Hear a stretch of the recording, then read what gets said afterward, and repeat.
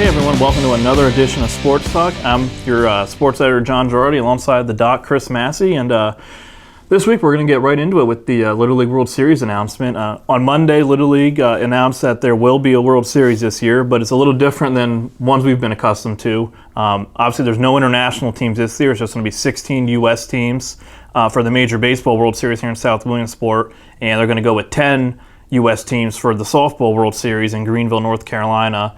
And I feel like this is a decision that I think a lot of us kind of felt was coming, where it would be a U.S.-only series, because I don't think a lot of us envisioned that there'd be any international teams this year.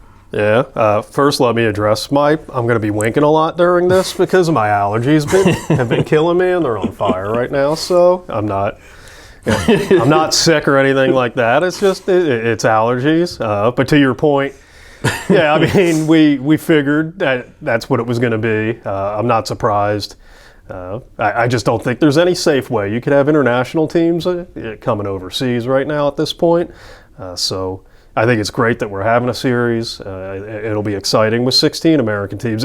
Obviously, you feel sad for the international teams that they can't participate this year, and hopefully next year it'll be back to normal. But I think for the American teams, it's an awesome opportunity.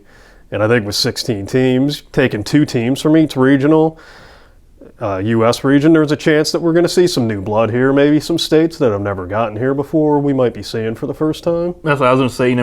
Like you always have, Texas always dominates in their region.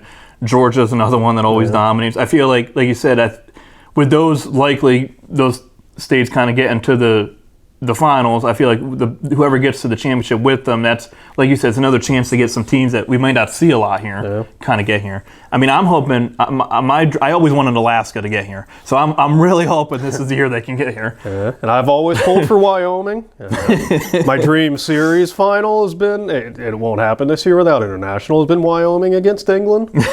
So, I love the mother country. I know we went to war with them, but I'm still a loyalist, and the dream is that they wear the red coats when they come over, if they ever qualify here. My dream series was always going to be Italy against Alaska, which I need Alaska to get here first. Yeah.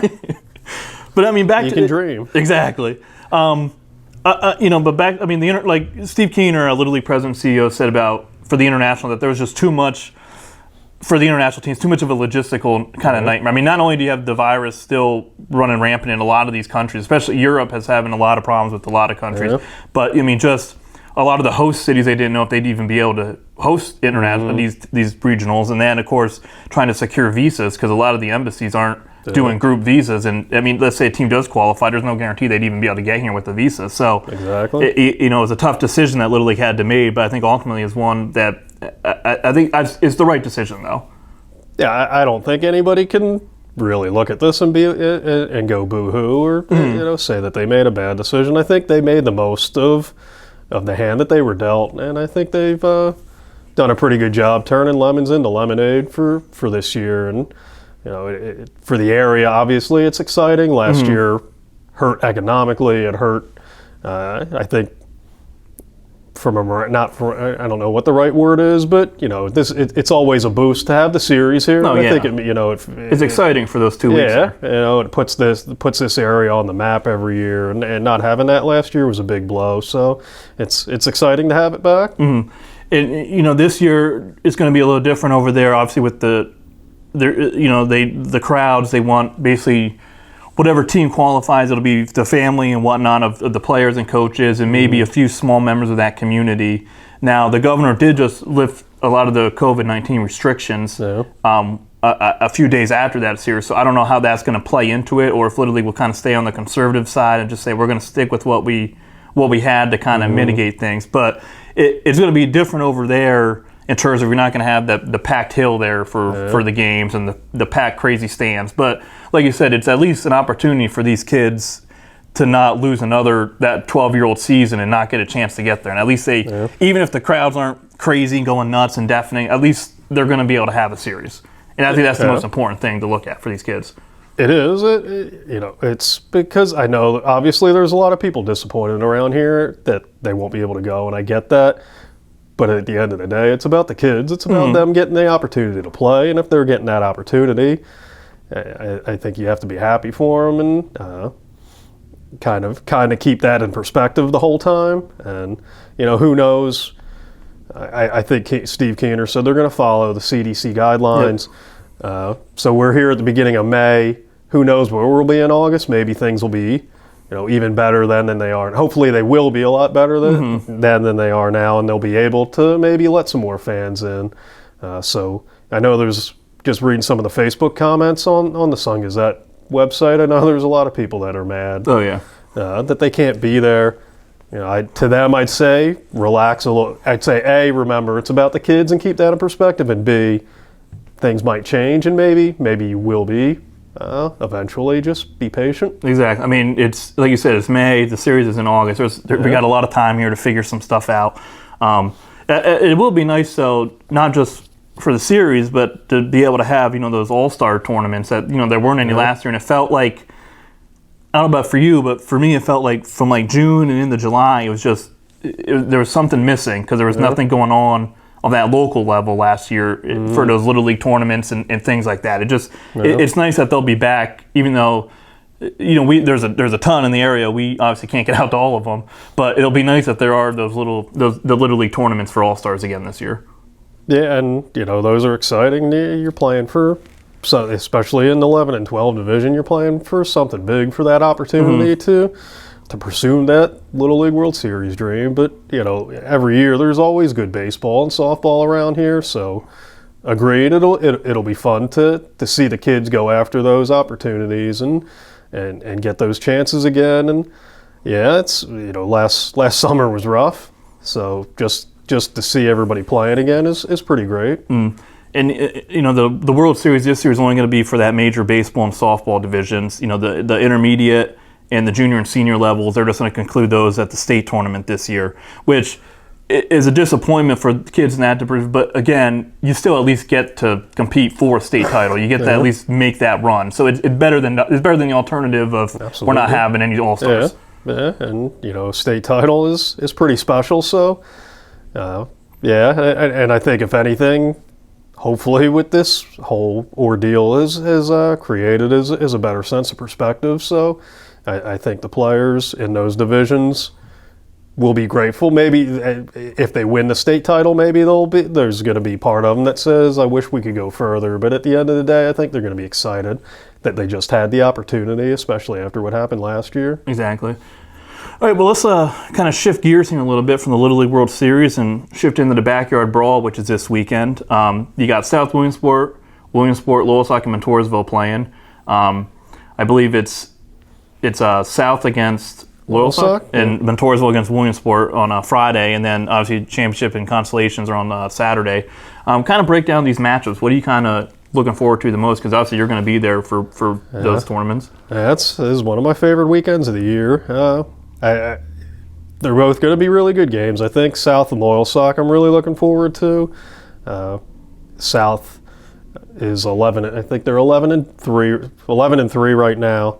Two of their losses are to Sayre, who's been kind of a juggernaut so far, and Selinsgrove, who won the 4A state title 2 years ago. They've got deep pitching. They've won 11 of their last 13 games. Casey Waller's doing a really good job there.